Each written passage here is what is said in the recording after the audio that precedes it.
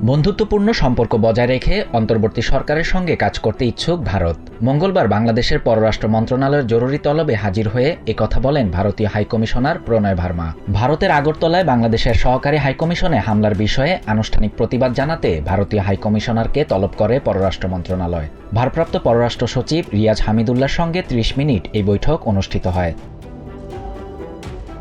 সাংবাদিকদের প্রশ্নের জবাবে প্রণয় ভার্মা বলেন, বাংলাদেশ ভারতের সম্পর্ক বহুমুখী।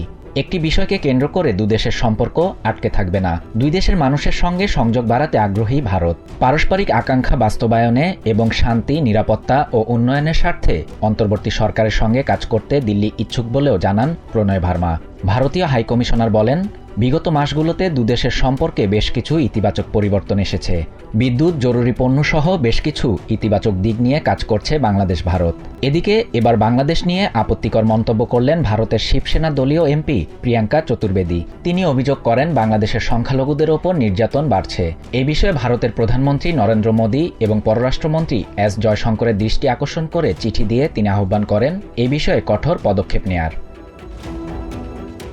চিঠিতে প্রিয়াঙ্কা দাবি করেন, অগাস্টের শুরু থেকে বাংলাদেশে হিন্দুদের ঘরবাড়ি, মন্দির ও ব্যবসা প্রতিষ্ঠানে হামলা বেড়েছে। ইসকনের বহিষ্কৃত নেতা চিন্ময় কৃষ্ণ দাসের গ্রেফতারের বিষয়ে ডক্টর মোহাম্মদ ইউনূসের সঙ্গে যোগাযোগের আহ্বান জানান কেন্দ্রীয় সরকারকে।